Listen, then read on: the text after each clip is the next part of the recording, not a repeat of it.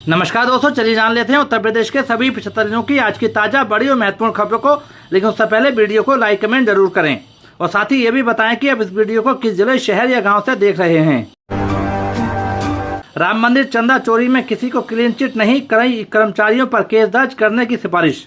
SIT ने सौंपी report. Ayodhya में राम मंदिर चंदा चोरी के मामले में 3 सदस्यीय एसआईटी ने प्रारंभिक जांच रिपोर्ट गृह सचिव संजय प्रसाद को सौंप दी है। इस रिपोर्ट में कई गड़बड़ियों के खुलासे हुए हैं। रिपोर्ट में कई पदाधिकारी जांच के दायरे में हैं। वहीं विस्तृत रिपोर्ट आने के बाद कई कर्मचारियों पर गाज गिर सकती है। अयोध्या में राम मंदिर चंदा चोरी के मामले में एसआईटी ने शुरुआती जांच रिपोर्ट गृह सचिव संजय प्रसाद को सौंप दी है। विजय विश्वास पंत, आयुक्त लखनऊ मंडल ने दोनों सदस्यों के साथ अयोध्या प्रकरण की कथित दान चोरी की प्रारंभिक रिपोर्ट सौंपी है। जांच की कार्रवाई अभी जारी है। अपर मुख्य सचिव संजय प्रसाद ने इस रिपोर्ट को गोपनीय बताया। गृह सचिव को रिपोर्ट सौंपने के बाद मीडिया से बात करते हुए उन्होंने कहा, ये शासन की बनाई गई 3 सदस्यीय एसआईटी कमेटी की रिपोर्ट है जो अपर गृह सचिव को सौंपी गई है।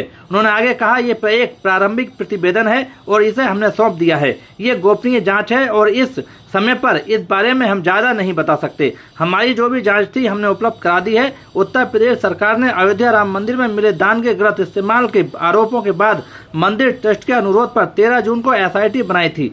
सूत्रों के मुताबिक रिपोर्ट में दान राशि की गणना और निगरानी व्यवस्था पर गंभीर सवाल उठाए गए हैं। एसआईटी ने दान की गिनती की प्रक्रिया में संभावित खामियों और गड़बड़ियों का जिक्र किया है। एसआईटी की रिपोर्ट में अभी तक किसी भी व्यक्ति को क्लीन चिट नहीं दी गई है। रिपोर्ट सौंपे जाने के बाद अब शासन स्तर पर आगे की कार्रवाई का फैसला लिया जाएगा। जांच के दौरान गणना कर्मियों के चयन की प्रक्रिया की भी पड़ताल की गई। एसआईटी ने गणना कर्मियों और ट्रस्ट पदाधिकारियों के बीच कनेक्शन की भी जांच की है। लखनऊ आग हादसा, पापा आग लग गई है, मुझे बचा लो। रात के 12:30 बज रहे हैं। लखनऊ के अलीगंज इलाके में अभी भी लोगों की भीड़ है। चर्चा उस भीषण आग की हो रही है जिसने सोमवार दोपहर महज कुछ घंटों में 15 लोगों की जान ले ली। जिस इमारत में आग लगी थी वह अब काले पड़े मलबे में तब्दील हो चुकी है। पुलिस ने पूरे परिसर को सील कर दिया है और आसपास भारी सुरक्षा बल तैनात है।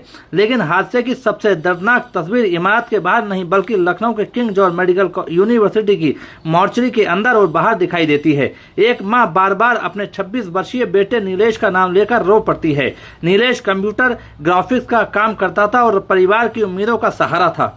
बगल में खड़े उसके पिता सदमे से बार बार लड़खड़ा जाते हैं। परिवार को अभी यकीन नहीं हो रहा कि सुबह घर से निकला बेटा अब कभी वापस नहीं लौटेगा। मरने वालों में सबसे कम उम्र 19 साल के मोहम्मद शाहजान की थी। उनके भाई इजहार अली बताते हैं कि आग लगने के वक्त शाहजान दूसरी मंजिल पर एनिमेशन की ट्रेनिंग ले रहे थे। उसने फोन करके बताया था कि वह अंदर फंस गया है। जान बचाने के लिए बाथरूम में चला गया था लेकिन फिर बाहर नहीं निकल सका।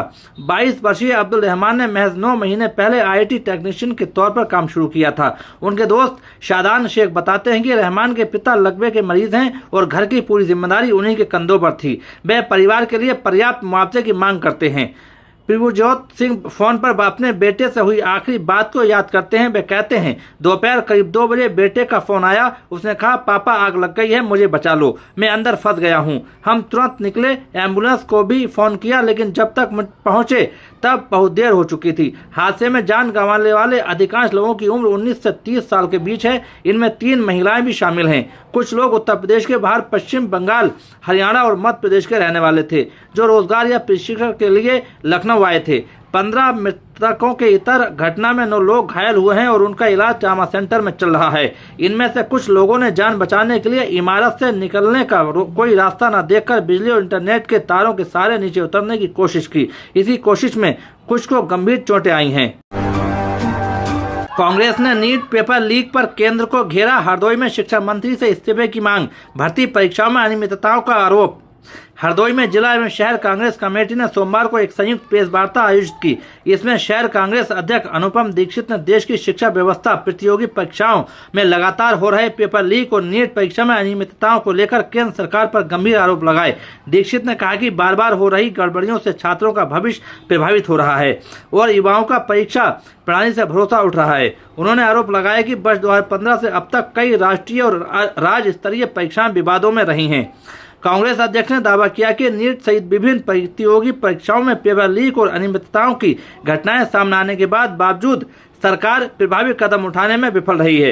लाखों छात्र वर्षों की मेहनत के बाद परीक्षा देते हैं, लेकिन उन्हें व्यवस्था की खामियों का खामियाजा भुगतना पड़ता है। उन्होंने उत्तर प्रदेश का उदाहरण देते हुए बताया कि लेखपाल भर्ती, यूपीएसआई, पुलिस सिपाही भर्ती, आरओ, एआरओ, एसआई, जीडी और सहायक प्रोफेसर भर्ती जैसी कई परीक्षाएं विवादों और पेपर लीक के आरोपों से प्रभावित रही हैं। इससे युवाओं में निराशा का माहौल है और प्रतियोगी परीक्षाओं की विश्वसनीयता पर सवाल खड़े हुए हैं। प्रेस वार्ता के दौरान कांग्रेस नेताओं ने परीक्षा प्रणाली में पारदर्शिता, जवाबदेही और व्यापक सुधार की मांग की। अनुपम दीक्षित ने आरोप लगाया कि शिक्षा के क्षेत्र में निजीकरण को बढ़ावा दिया जा रहा है, जबकि सरकारी शिक्षा संस्थानों की उपेक्षा हो रही है। उन्होंने शिक्षकों के हजारों खाली पदों और महंगी शिक्षा के कारण समान परिवारों पर बढ़ते आर्थिक दबाव का भी जिक्र किया। उन्होंने बताया कि कांग्रेस नेता राहुल गांधी के नेतृत्व में चलाए जा रहे छात्रों की गूंज अभियान के माध्यम से छात्रों, अभिभावकों और शिक्षकों की समस्याओं को प्रमुखता से उठाया जाएगा। अंत में उन्होंने केंद्रीय शिक्षा मंत्री धर्मेंद्र प्रधान से नैतिक जिम्मेदारी लेते हुए इस्तीफा देने और पेपर लीक मामलों की निष्पक्ष जांच कर दोषियों को खिलाफ सख्त कार्रवाई सुनिश्चित करने की मांग की। इस प्रेस वार्ता में कांग्रेस के विभिन्न प्रकोष्ठों और संगठन के पदाधिकारी उपस्थित रहे। यूपी में ललन सिंह का एनकाउंटर, 700 किलोमीटर से आकर किया इनामी को ढेर, स्थानीय पुलिस अनजान, कुख्यात का आपराधिक इतिहास। सहारनपुर में सरसावा नकुड़ रोड पर सोमवार तड़के लखनऊ से आई एसटीएफ और बदमाशों के बीच हुई मुठभेड़ में 1.25 लाख रुपए के इनामी कुख्यात बदमाश ललन सिंह मारा गया। वहीं ललन सिंह के एनकाउंटर से सहारनपुर पुलिस फिर से अनजान रही। सहारनपुर के सरसावा थाना क्षेत्र में 1,25,000 रुपए के इनामी बदमाश ललन सिंह के एनकाउंटर ने एक बार फिर स्थानीय पुलिस की भूमिका पर सवाल खड़े कर दिए हैं। करीब 700 किलोमीटर दूर लखनऊ से पहुंची एसटीएफ ने रात के समय पूरी कार्रवाई अपने स्तर पर अंजाम दी। वहीं सरसावा पुलिस सोती रही। पुलिस को ना तो पहले भनक लगी और ना मौके पर पहुंचने के बाद एसटीएफ ने वापस भेज दिया। सोमवार तड़के एसटीएफ ने सरसावा क्षेत्र में 1,25,000 रुपए के इनामी बदमाश ललन सिंह को मुठभेड़ में मार गिराया। पूरी कार्रवाई बेहद गोपनीय रखी गई। स्थानीय पुलिस को इसकी जानकारी तब हुई जब मुठभेड़ लगभग समाप्त हो चुकी थी। ये पहला मौका नहीं है जब स्थानीय पुलिस अपने ही क्षेत्र में हुई बड़ी कार्रवाई से अनजान रही हो। इससे पहले 20 दिसंबर की रात भी लखनऊ एसटीएफ ने गंगोह क्षेत्र में सुल्तानपुर जिले के 1 लाख के इनामी सिराज को मुठभेड़ में ढेर किया था। उस समय भी स्थानीय पुलिस को कार्रवाई की भनक नहीं लगी थी और एसटीएफ ने अकेले ऑपरेशन पूरा किया था। इस पूरी मुठभेड़ में न केवल स्थानीय पुलिस के मुखबिर तंत्र पर सवाल खड़े हो रहे हैं, बल्कि पूरी कार्रवाई के दौरान कई सवाल अब भी ऐसे हैं जिनके जवाब स्पष्ट नहीं हैं। कई जघन्य अपराधों में था शामिल। एसटीएफ रिकॉर्ड के मुताबिक बदमाश ललन सिंह अपने भाइयों और गिरोह के अन्य सदस्यों के साथ मिलकर कई संगीन अपराधों में शामिल रहा है।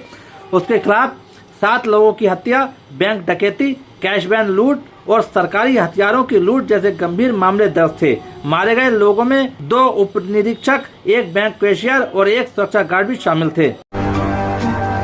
नीट री एग्जाम एम्स से पीएमसीएच तक के छात्र सॉल्वर बने। एमपी, यूपी समेत 6 राज्यों के मेडिकल कॉलेज से स्टूडेंट हायर किए, 15 से 20 लाख का ऑफर दिया। एम्स, पीएमसीएच और गया मेडिकल कॉलेज जैसे संस्थानों से एमबीबीएस की पढ़ाई कर रहे छात्र बिहार के लखीसराय में फर्जी परीक्षार्थी के रूप में पकड़े गए। जालसाजों ने 40 लाख रुपए में डॉक्टर बनाने का ठेका लिया था। इसका काम असली परीक्षार्थी की जगह फर्जी परीक्षार्थी बैठाना है। गैंग कितना मजबूत है इसका अंदाजा इससे लगता है कि लखीसराय के 3 centre, Hasanpur high school, KR higher secondary और केंद्रीय विद्यालय से 9 फर्जी परीक्षार्थी पकड़े गए। इस फर्जीवाड़े का मुख्य किरदार Patna medical college and hospital यानी पीएमसीएच का छात्र है। पकड़े जाने पर इसने पुलिस को अपना नाम मयंक कश्यप बताया था। जांच में पता चला कि इसका असली नाम अश्विनी कुमार है। ये बायोमेट्रिक कर्मी बनकर परीक्षा केंद्र में घुसा था। अंदर बैठ परीक्षार्थी की मदद कर रहा था। मूल रूप से हाजीपुर का रहने वाला है। ये पीएमसीएच के 2022 बैच के 3rd ईयर का एमबीबीएस छात्र है। जांच में पता चला है कि इसने मयंक कश्यप के नाम से सिम कार्ड ले रखा था। वहीं झारखंड की 12वीं की टॉपर पूनम कुमारी भी शामिल है। ये गिरिडीह की रहने वाली है। पूनम ने 2021 में झारखंड एकेडमिक बोर्ड से साइंस स्ट्रीम में राज्य में टॉप किया था।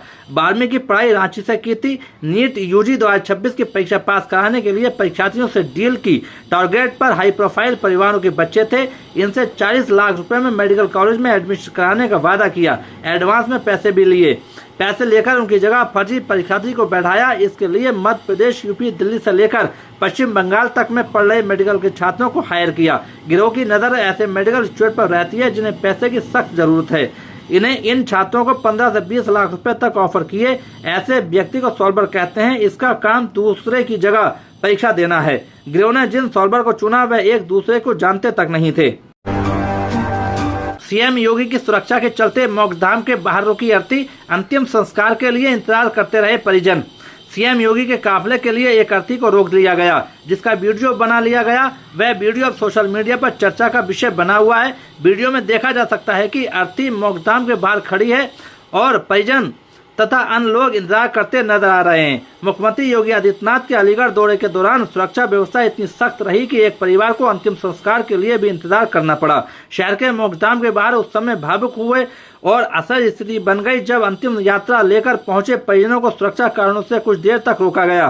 प्रत्यक्षदर्शियों के अनुसार मुख्यमंत्री के प्रस्तावित मार्ग पर सुरक्षा व्यवस्था के चलते यातायात रोक दिया गया था। इसी दौरान एक व्यक्ति की अर्थी मोक्षधाम पहुंची, लेकिन सुरक्षा प्रोटोकॉल के कारण परिजनों को बाहर ही रुकना पड़ा। मौके पर मौजूद लोगों ने इसका वीडियो बना लिया, जो अब सोशल मीडिया पर चर्चा का विषय बना हुआ है। वीडियो में देखा जा सकता है कि अर्थी मोक्षधाम के बाहर खड़ी है और परिजन तथा अन्य लोग इंतजार करते नजर आ रहे हैं। मुख्यमंत्री का काफिला गुजरने और सुरक्षा एजेंसियों से अनुमति मिलने के बाद ही अंतिम यात्रा को आगे बढ़ने दिया गया। घटना को लेकर स्थानीय लोगों के बीच तरह तरह की चर्चाएं हैं। कुछ लोगों का कहना है कि वीआईपी मूवमेंट के दौरान सुरक्षा प्रोटोकॉल जरूरी होते हैं, जबकि अन्य लोगों का मानना है कि अंतिम संस्कार जैसे संवेदनशील मामलों में विशेष व्यवस्था की जानी चाहिए। हालांकि प्रशासन की ओर से इस मामले में कोई आधिकारिक बयान सामने नहीं आया है।